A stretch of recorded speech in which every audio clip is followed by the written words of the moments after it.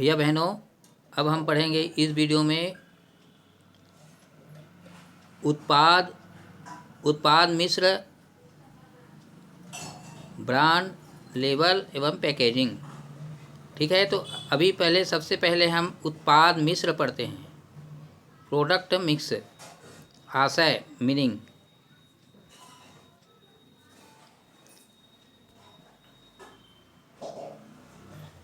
चलिए, किसी एक संस्था समूह उत्पादक द्वारा जिन जिन वस्तुओं का उत्पादन किया जाता है उन सभी का योग टोटल लिस्ट ऑफ प्रोडक्ट उत्पाद मिश्र या प्रोडक्ट मिक्स कहलाता है। अन्य शब्दों में उत्पाद मिश्र से आशय किसी संस्था द्वारा विपणित किए जाने वाले उत्पादों की पूर्ण सूची से है। इस प्रकार एक संस्था या समूह साबुन, powder, blade, toothpaste, cream, nail polish आदि वस्तुओं का उत्पादन करता है या उसका विक्रय करता है, तो इन सभी के समूह को योग को उत्पाद मिश्र कहेंगे। अगला, परिभाषाएं। लिप्सन एवं डार्लिंग के अनुसार, लिप्सन एवं डार्लिंग के शब्दों में एक व्यवसाय प्रणाली द्वारा विक्रय के लिए प्रस्तुत की गई समस्त वस्तुओं की पूर्ण सूची उत्पाद मिश्र कहलाती है। मैं पेज बदल रहा हूँ, 303 से मैं 304 पेज में जा रहा हूँ। आप भी चलिए, ये पहुँच गया मैं। चलिए, अमेरिकन मार्केटिंग एसोसिएशन के अनुसार, अमेरिकन मार्केटिंग के जो संगठन है एसोसिएशन, उसके अनुसार किसी फर्म की व्यावसायिक इकाई द्वारा विक्रय के लिए प्रस्तुत किए गए उत्पाद के समूह को उत्पाद मिश्र कहा जाता है। जैसे कोई एक चॉकलेट बेचता है, चिप्स बेचता है और बिस्किट बेचता है, साबुन भी बेचता है, ये सारे समूह को उत्पाद मिश्र कहा जाता है। ठीक है। सामान्यतः क्या होता है, सामान्यतः व्यावसायिक संस्थाएं वर्तमान में किसी एक उत्पाद के साथ बाजार में प्रवेश नहीं करती, अपितु एक साथ अन्य समान सह संबंधित या अलग अलग उत्पाद के साथ विपणन के लिए बाजार में प्रवेश करती है। कभी कभी क्या होता है, विभिन्न विपणन के माध्यमों द्वारा भी विक्रय केंद्रों तक पहुंचाया जाता है। जिस किसी प्रकार से व्यावसायिक संस्था का विपणन के लिए प्रस्तुत समस्त उत्पादित सूची अथवा उत्पाद रेखा, जिसको प्रोडक्ट लाइन बोलेंगे, का कुल जो जोड़ होता है, सब मिलाकर उत्पाद मिश्र के नाम से जाना जा सकता है। अगला, उत्पाद मिश्र के निर्धारक तत्व। उत्पाद मिश्र सामान्यतः निम्न घटकों द्वारा प्रभावित होती है। पहला है दीर्घकालीन उद्देश्य। ठीक है। दूसरा है तकनीकी अनुसंधान विकास। तीसरा है मांग में परिवर्तन। चौथा है प्रतिस्पर्धी उपक्रम का प्रभाव। पांचवा है लागतों को कम करना और सरकारी नियम व नीतियां हैं, और छठवा है, चलो आगे बढ़ते हैं इसी को पढ़ते हुए। दीर्घकालीन उद्देश्य। पहला, दीर्घकालीन उद्देश्य, लॉन्ग टर्म ऑब्जेक्टिव्स। किसी भी संस्था के दीर्घकालीन उद्देश्यों का उत्पाद मिश्र से परस्पर संबंध रहता ही है। इन उद्देश्यों में यदि कम या अधिक लाभ प्रदान करने वाले उत्पादों के लिए दीर्घकाल तक एक सी नीति बनाई रखी जाए, तब उत्पाद मिश्र का आकार प्रारंभ से ही एक जैसा होगा।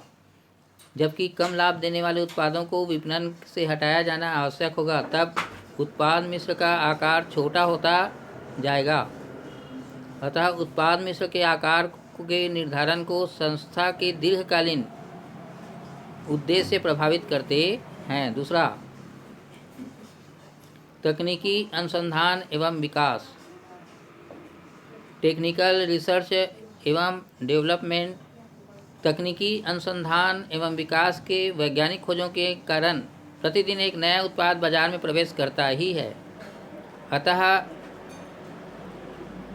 तकनीकी अनुसंधान, खोज और विकास के कारण उत्पाद मिश्र प्रभावित होकर परिवर्तित होता है। अगला, मांग में परिवर्तन। मांग में चेंज ऑफ डिमांड। किसी भी उत्पादक वस्तु या वितरक द्वारा विपणन को की जाने वाली वस्तु की मांग में यदि बार बार परिवर्तन होता है, तब उस वितरक या उत्पादक का उत्पाद मिश्र परिवर्तनशील रहेगा। मांग में परिवर्तन के अनेक कारण हो सकते हैं, जैसे गर्मी में कूलर, एसी, ठंडी में ब्लैंकेट, बरसात में रेनकोट आदि, है ना। प्रतिस्पर्धी उपक्रम का प्रभाव, इफेक्ट ऑफ कंपैरेटिव इंटरप्राइजेस।